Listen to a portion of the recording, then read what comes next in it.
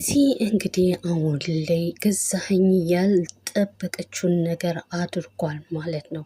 ምክንያቱም ከዚህ በፊት የወሰደችውን የሰጣትን ብር እንድትመልስለት በትህትና ቢጠይቃትም እሷ ግን ልትመልስለት ምንም በፍጹም አትፈልግም ነበረ ማለት ነው። በዚህ ወቅት ያው ገዛኸኝ ማድረግ ያለበትን ነገር አድርጎ እጅ ውስጥ አስገብቷታል ማለት ነው።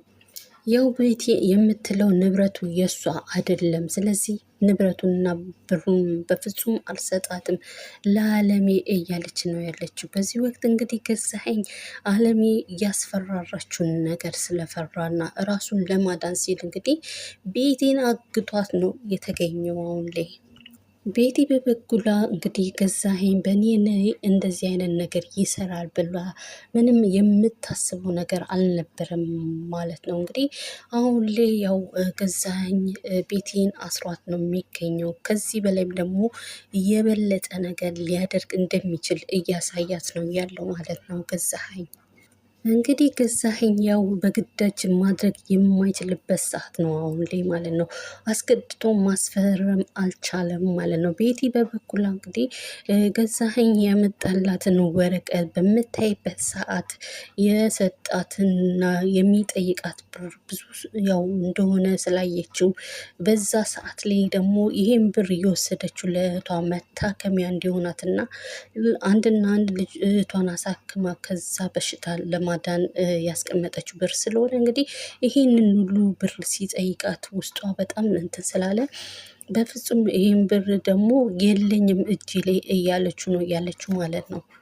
ብሰጥህ እንኳን ከዚህ አሳንስና ሌላ ጠይቀኝና ሰጣለሁ እያለች ነው ያለችው ማለት ነው። ምክንያቱም እሷ ያው ብሩን ያስቀመጠችው ለእህቷ መታከሚያ ስለሆነ ብትሰጠው እንኳን እሷ አስገድዶ ብትሰጠው እንኳን ያልሆነ ማለትም ከዚህ ከጠየቃት ብር አሳንሳ ትናንሽ ነገሮች ልትሰጠው ትችላለች ማለት ነው።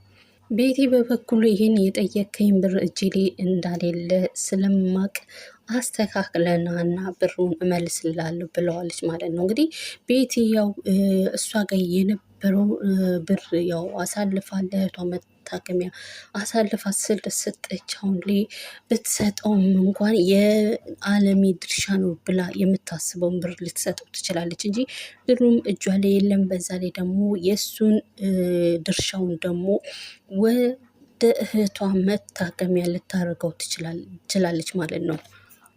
ምናልባት እንግዲህ ቤቲ ያው ልትፈርምለት የምትችለው ጥቃቅን የሆነ የቀራትን ብር ልትሰጠው ትችላለች ለገዛኸኝ ማለት ነው። ምክንያቱም ገዛኸኝ አሁን ላይ ጭንቅ ውስጥ ስለገባና ደግሞ አለሜ በዚህ ቦታ ይሄን ብር ካልሰጠኝ አንተን የማደርግ የከፋ ነው ብላ እያስፈራራችሁ ስለሆነ እሱ እንግዲህ ያው የሚሰጠውን ብር ከተቀበለ በትንሹ እንግዲህ አሁን ላይ አደጋ ውስጥና ጭንቅ ውስጥ ነው የሚገባው ማለት ነው ገዛኸኝ እንግዲህ አሁን ላይ አደጋ ውስጥ ነው የሚገባው። ምክንያቱም እጁ ላይ ያለውን ብር ጠቅላላ ለአለሜ ከሰጣት እንግዲህ ያው እሱ ደግሞ በጣም ነው የሚቸገረው። እጁ ላይ ደግሞ ምንም ብር እንደማይኖረው ስላወቀ ሁሉም ብር ደግሞ መስጠትም ስላልፈለገ አሁን ላይ ያው የሚገባበት አደጋ ውስጥ ነው የሚሆነው ማለት ነው። እንግዲህ ቤቲ ያው ይህንን ያህል የጠየቀው ብር እንደማትሰጠው እርግጠኛ ነን ማለት ነው። እንግዲህ ወደፊት የሚደረገው ነገር ያው ገዛኸኝ ደግሞ እሱም ቤቲ ላይ የሚያደርገው ነገር የከፋ ይሆናል ማለት ነው። ትሁት እንግዲህ ቤቲ ላይ የደረሰው ስቃይና መከራ የአለሜ ወንድም በትሁት ላይ ያደረሰው ነገር እንግዲህ በጣም ስለተሰማትና እሷ የዋነች ብላ አሁን ላይ ከቤቲ ጋር ነው ያለችው ማለት ነው። ምክንያቱም ይሄን በደል ይሄን ሁሉ ነገር አድርጎባት እሷ እንደውም በጣም የዋነች እያለች ነው ያለችው ማለት ነው። በዛ ላይ ደግሞ ያው ቤቲ ጋር ከትሁት ከቤቲ ጋር ተገናኝታ ነው ያለችው ማለት ነው። አሁን ላይ ያው ቤት አለመኖሯን ስታውቅ እንግዲህ ያው ይሄንን ነገር ያደረገው ገዛኸኝ እንደሆነ እርግጠኛ ነው የምትሆነው ማለት ነው። ምክንያቱም በብር ጉዳይ ብሩን መልሽልኝ አትመልሽልኝ በማለት ሁለቱ ሁለቱም በክርክር ውስጥ እንዳሉ ስለምታውቅ ያው ያገታትና ከዚህ ቤት ደግሞ እንዴትስ ልትጠፋ ትችላለች ብላ ጠርጥራ ያው እንዳገታት የምትጠረጥረው ገዛኸኝን ይሆናል ማለት ነው። ሆኖም ግን እንግዲህ ያው ያፈናት ገዛኸኝ ነው በማለት ያው ትሁት ጠርጥራለች ማለት ነው። ትሁት ከምናያት ባህሪዋ ከዚህ በፊትም ስናይ አለሜን ከዛ አይነት ጉዳይ ራሷን ህይወቷንና ቤተሰቦቿን አሳልፋ ሰጥታ ለጥሩ ነገር ፊት እንደምትቀድም አይተናታል ማለት ነው። አሁን ላይም እንግዲህ ያንን ከዚህ በፊት ያደረገችውን ነገር አሁንም ለቤቲ ልትከፍልላትና ያው ቅድሚያ ራሷን አሳልፋ ልትሰጥ ትችላለች ብለን እናስባለን ማለት ነው።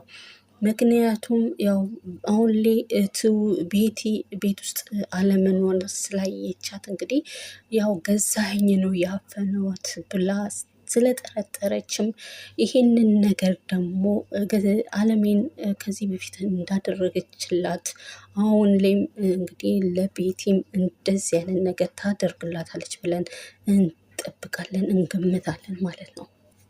ሆኖም ግን ያው ገዛኸኝም በመጠየቅ የት ነው ያደረግካት ቤቲን ብላ ያው ስለጠረጠረችው እሱን ብትጠይቀው አርፈሽ ስራሽን ስሪ፣ የሚያገባሽ ነገር ውስጥ ገብተሽ ራስሽን አደጋ ውስጥ አትክተቺ ብሎ መልሶላታል ማለት ነው። በዚህ ወቅት እንግዲህ ያው ከዚህ በፊት ያደረገችውን ነገር አሁንም ደግሞ ልትደግመው ያው ራሷን አሳልፋ ለመስጠት እየሞከረች ነው ያለችው። እንግዲህ ያው እሱ በሚሄድበት ሰዓት ከኋላው ተከትለው ሂዳለች ማለት ነው። ሆኖም ግን ያው ቤቲ ያደረገትን የት እንዳደረጋት ለማወቅ እንግዲህ ብላ ብትከተለውም ያው ነገሮቹ አልተሳካላትም ማለት ነው። ገዛኸኝ እንግዲህ ከኋላው የሆነ ሰው እንደተከተለው ስለጠረጠረና ስለገመተ ያው በመደበቅ እሷ ላይ ደርሶባታል ማለት ነው። ትሁት አሁንም ድረስ እንግዲህ ያው ቤቲ ያለችበትን ቦታ ለማወቅ እንግዲህ ደፋ ቀና እያለች ነው ያለችው ማለት ነው።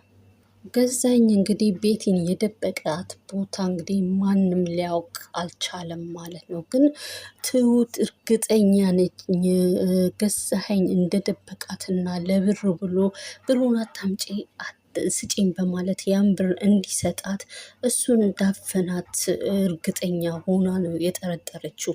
ያው እንደጠረጠረችውም እንግዲህ ይሄን ነገር እውነት ነው ማለት ነው።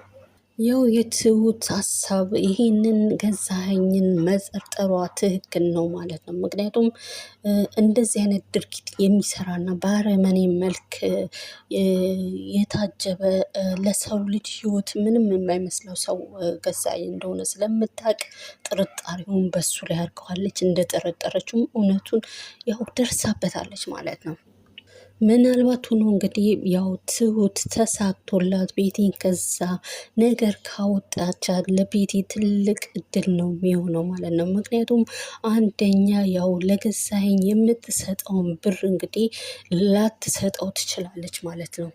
ሆኖም ግን ያው ገዛኸኝ ደግሞ ትሁትን በጣም ከባድ የሆነ ከዚህ በፊት ካደረገባት ነገር የበለጠ ከበድ ያለ ነገር ሊያደርግባት ይችላል ማለት ነው። ምክንያቱም ከዚህ በፊት አለምን ከዛ አይነት ጉድ አውጥቶ እንግዲህ ቅጣቷን እንደሰጣት ተመልክተን ነበረ። አሁን ላይ ግን ምንም ነገር ሊታረማት አይችልም፣ ሊመለስላትም አይችልም። ከበድ ያለ ነገር ሊያደርግባት ይችላል ትሁት ላይ። ምክንያቱም አሁን ላይ አለሚ በጣም በተወጠረ ሁኔታ ውስጥ ነው እየያዘችው ማለት ነው። ምክንያቱም እኔ አለቅም ብላ እያስጠነቀቀችውና እያስፈራራችው ስለሆነ እንግዲህ ገዛኸኝ ደግሞ የሚደርስበትና ከዚህ በፊት ከደረሰበት ይበልጥ አሁን ላይ በጣም ከባድ የሆነ ሁኔታ ውስጥ ስላለ እንግዲህ ትሁትን በቀላሉ ሊፋታት አይችልም ማለት ነው። ሌላው የምናየው እንግዲህ ናቲን ነው ማለት ነው። ናቲ የአባቱ ጭካኔ እስከምን ድረስ እንደሆነ እንግዲህ አይቶታል ማለት ነው። ያው ናቲ እናቱ ላይ ያደረገባት ስቃይና መከራ ከዚህ በፊት በጣም እናቱን እስከ ሞት ድረስ ሊያደርስባት እንዳደረገ ሁሉ ነገሮችን ሁሉ አውቋል ማለት ነው። አሁን ላይ ደግሞ ያየው ነገር እንግዲህ አባቱ ይህን ያህል እንደዚህ የወረደ ስራ ይሰራል ብሎ ስላላሰበ በጣም ነው የአባቱ ክፋትና የአባቱ የሚሰራው ነገር የተሰማው ማለት ነው። እንግዲህ ያው ከዚህ በፊት የሰራውን ግፍና ስቃይ ያው ሁለቱም በሚከራከሩበት ሳለ ሁለቱም ተናንቀው ባሉበት ሰዓት እንግዲህ ለልጁ ምንም ልጄ ነው ብሎ ሳይራራለት ለልጁ ምንም ነገር ሳይመስለው ልጁም ሳይመስለው እንግዲህ ሽጉጥ መስዞበታል ማለት ነው። እንግዲህ አሁን ላይ ነው በቃ ከዚህ በፊትም እናቱ ላይ የሰራውና እናቱ ላይ ያደረገባትን ድርጊት ያውቃል። አሁን ላይ ደግሞ የባሰ ደግሞ ራሱ ልጁ ላይ ምንም ሳያራራ ምንም ጭካኔ ሳይኖረው ምንም ሳይራራ በጭካኔ መልክ እንግዲህ ልጁ ለመግደል ሽጉጥ አውጥቶበታል ማለት ነው። ናቲ በበኩሉ ያየው ነገር በጣም ነው የገረመውና የደነቀው። እንዴትስ እኔ ባጠፋ ልጅና አባት ነን እንግዲህ ምንም ነገር ባደርግ ሊቀጣኝና ሊሆነ ነገር ሊያርመኝ ይችል ነበር። እንዴትስ በእኔ ላይ በልጁ ላይ ሽጉጥ ያነሳል ብሎ አባትነቱን ክዷል ማለት ነው። ናቲ በበኩሉ እንግዲህ ከዚህ በፊት እናቴ ላይ እንደዛ ነገር ሲሰራባት እንደዛ ነገር ሲያደርግባት እያወቅኩኝ አውቄ ዝም ያልኩት እንግዲህ አባቴ ስለሆነ ነው ብሎ እንግዲህ ያው አሁን ላይ እንግዲህ የአባቱና የእሱ ማንነትም ሰማይና ምድር እየተራረቀ መሆኑን እየተመለከተ ነው ያለው ማለት ነው። ምክንያቱም የአባቱ ሰብአዊነትና አረመኔነት ይባስ በልጁ ላይ ራሱ ምንም ጨካኝ አባት እንደሆነ ነው እየተመለከተ ያለው ማለት ነው። አሁን ላይ እንግዲህ ናቲ በጣም እየተጸጸተ ነው ያለው ማለት ነው። ምክንያቱም አባቴን ያወቅኩት የአባቴን ነገር ሰምቼ እናቴ ላይ እንደዛ ሲያደርግባት አባቴ እንደሆነ ስላወቅኩኝ እንግዲህ ምንም ነገር ሳይመስለኝ ምንም ነገር ያው ቢሰማኝም አባቴ ላይ አለመጨከኔ ብሎ እንግዲህ አባቴ ላይ አለመጨከኔ ይሄንን ነገር ሊያሳየኝ ነው በማለት እንግዲህ በጸጸት ላይ ነው ያየ ነው ማለት ነው። ሌላው አለሜ ነች። አለሜ እንግዲህ ያሰበችውና ያው የያዘችውን ወንድሟን ያው አሳልፋ አለመስጠት ያሰበችው ነገር አሁን ላይ በአቋሟ ላይ ነው ያለች ማለት ነው። ቤተሰቡ ሁሉ እንግዲህ ያው ያጠፋው ግዴታ አምጥታው እንዲቀጣ ነው የፈለጉት ማለት ነው። ያው ቤቲ በጠየቀችው መንገድ ቤተሰቡም የተስማማው የቤቲን ሀሳብ ነው ግን አለሜ ይሄን ነገር በፍጹም ላደርግ አልችልም። አንድ ወንድሜ ነው፣ ቤተሰቤ ነው። ከሱ ሌላ ወንድም የለኝም። ወንድሜን ደግሞ አሳልፌ አልሰጥም እያለች ነው አሁን ላይ በአቋሟ ነው ያለችው ማለት ነው።